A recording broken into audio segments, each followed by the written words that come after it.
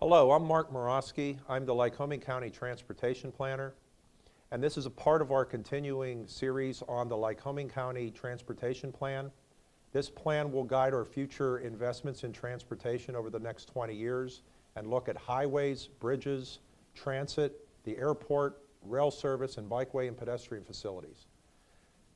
We want to focus now on our condition of our bridges in Lycoming County.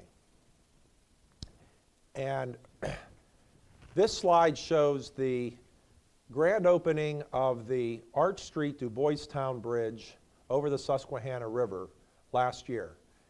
This is a significant project for Lycoming County that was completed because what it did was it now demonstrates that all of our major bridges over the Susquehanna River have either been rehabilitated or replaced, and they were all in excellent, good state of repair. The focus now for Lycoming County is going to be more on looking at the bridges that are on our secondary road system that are structurally deficient.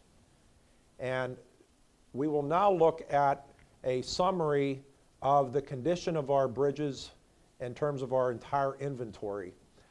You will note here that Lycoming County has over 2,200 miles of rivers and streams and creeks.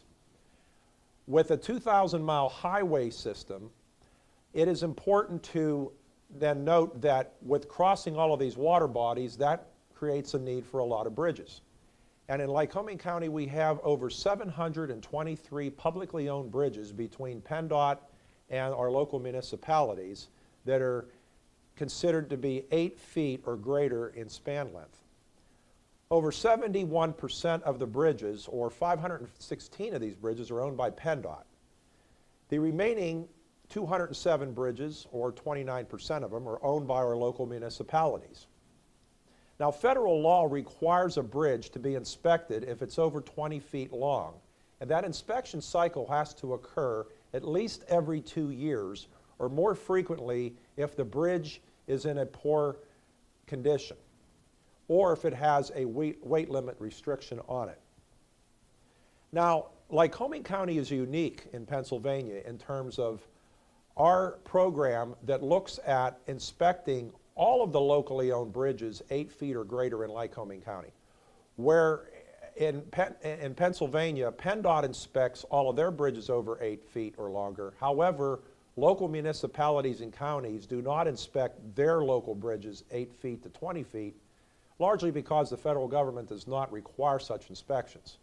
But we felt in Lycoming County, given the Marcellus Shale heavy hauling activity over these bridges, and also to have a good understanding of our bridge asset inventory and the condition it's in, that we're making the additional investment to inspect every bridge 8 feet to 20 feet in length, and also the federally required bridges over 20 feet.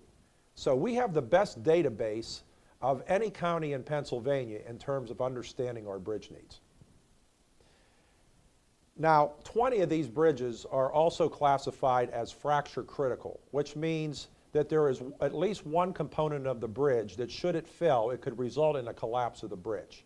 But it's important to note that these bridges are safe because we've had engineers look at them and we've made the necessary repairs to prevent such failures from occurring. Now we will look at the condition of the bridges that I have mentioned. Now, 22% of the bridges are located on the national highway system, and those are the roads that cover only Interstate 180, US 15, and US 220. That's the roads that Congress has identified as a high priority for funding consideration, and they want to make sure that those particular roads are in a great state of repair. And in Lycoming County, we can demonstrate just that. If you look on our national highway system of those roads I mentioned, we only have one structurally deficient bridge out of 142 bridges on that national highway system. Now, looking at the whole system, we have 43 structurally deficient bridges that are state-owned. And it's important to point out that even though that only represents 8% of the bridges, there's still a lot of work to be done there and a lot of money that has to be spent to bring those bridges up.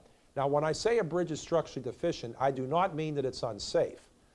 What is meant here under the federal definition is the bridge is in such state of disrepair that some major work needs to occur fairly soon to keep the bridge serviceable.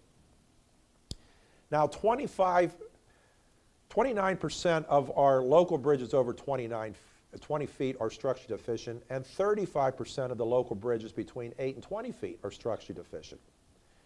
And it's important as far as weight limit postings are concerned that out of 516 bridges PennDOT owns, only 5 of them have a weight restriction. Therefore, in terms of looking at weight restrictions on bridges, we are probably one of the best counties in Pennsylvania in terms of not having a weight-restricted bridge problem. Now, that doesn't mean we rest on our laurels, because there's 137 additional state bridges that can be structurally deficient relatively soon if we don't take some preventive maintenance measures to do the necessary repairs. Now, this slide shows the covered bridge out in Lairdsville. We have 3 wooden covered bridges remaining in Lycoming County, and all 3 of them have now been recently restored. This bridge in Lairdsville won a state award from the Pennsylvania Preservation Association and another one from the County Commissioners Association of Pennsylvania.